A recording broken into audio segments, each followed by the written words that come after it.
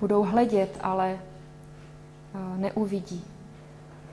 They should not come to me and be converted and be forgiven. Nepřijdou ke mně, neobrátí se a nebude jim odpuštěno. That is why he spoke in parables. Proto mluvil v podobenstvích. Okay, anybody here get an idea why Jesus said this? Takže napadá vás někoho něco, proč Ježíš toto řekl?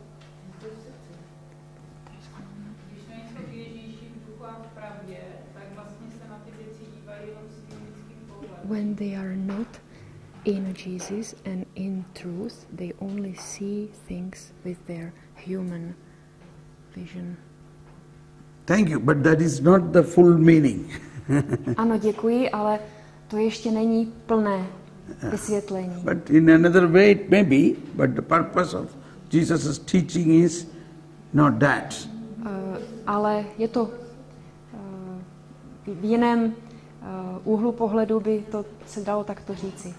Okay, now this I explained this to make understand there are many things we don't understand.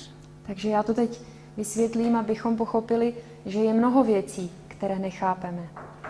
How will we understand? A jak je pochopíme tedy? How? Jak? Holy Spirit should give us wisdom. Duch svatý nám dá moudrost. Modrus. That is what Jesus said, when he comes, he will teach you everything. Proto Ježíš říká, až on přijde, naučí vás všemu. And he will lead you to all the truth. A povede vás k veškeré pravdě. Yes. Now is it clear that we really need wisdom and understanding from Holy Spirit to understand the Holy Scripture? Takže nyní jasně vidíme, že potřebujeme moudrost a poznání Ducha Svatého, abychom rozuměli Písmu Svatému. Now I am not going to explain this meaning now. I will explain it on the last day. A já smysl toho úryvku nevysvětlím teď, ale až poslední den. Aha. In the meanwhile, you pray for wisdom and try to understand. A do té doby se modlete o moudrost a snažte se tomu porozumět. Maybe you will get this understanding when you pray for wisdom. Možná, že to poznání dostanete, když budete prosit o moudrost. So you keep thinking and praying. What is this? Why Jesus said like that? Takže stále na to myslete a modlete se, snažte se to pochopit. So this is what is called the mysteries of the kingdom of God is given to you, not to others. Proto Ježíš říká, poznání božích tajemství je dáno vám, ne ostatním. The mysteries of the kingdom of God is given to you. Tajemství božího království je dáno vám. Yes.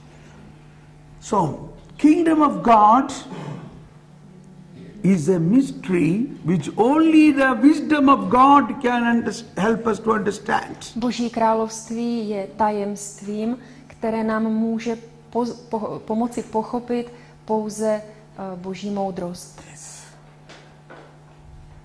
And in the book of wisdom, Solomon explains how can we receive this wisdom. V knize moudrosti Šalamoun vysvětluje, jak tuto moudrost můžeme dostat. But in fact, through Jesus and through Holy Spirit, we can receive more wisdom than Solomon.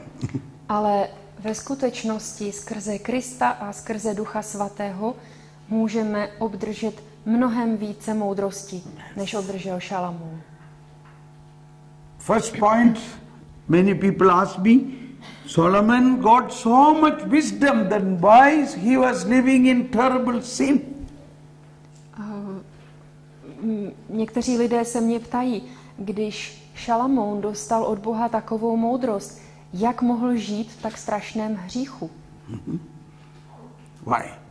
Proč? What was his main sin? Co byl jeho hlavní hřích? Do you know how many women Solomon had? Víte, kolik měl Šalamoun žen? How many? Jmény. But how many? It is written in the Bible. Mnoho, ale kolik je to v Bibli napsáno? You don't know. Nevíte. Good. Dobře. He had 700 official wives and 300 assistant wives.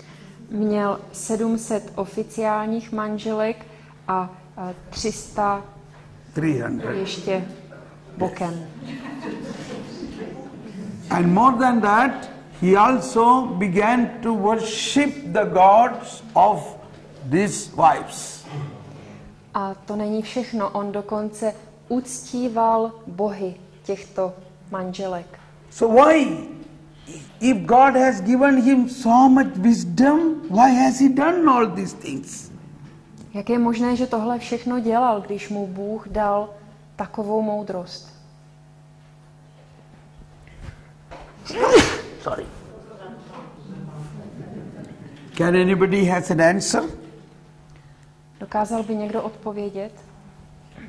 Why Solomon, in spite of so much wisdom, how he lived a sinful life? Jak mohl Šalamoun, naplněný tak velikou moudrostí, vést takhle hříšný život? Anybody? Yes?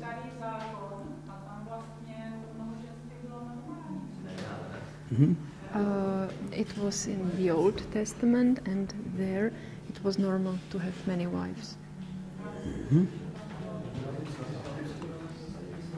But it is not necessary. Ale to přece nebylo potřeba. What about Isaac? Isaac had only Rebekah, Izák měl pouze Rebeku, one wife. jednu ženu.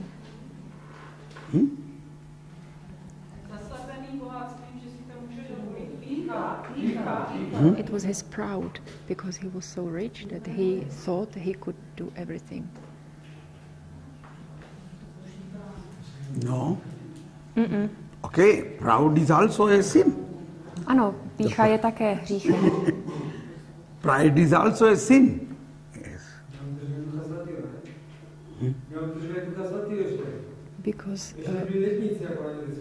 Because he hasn't the Holy Spirit yet.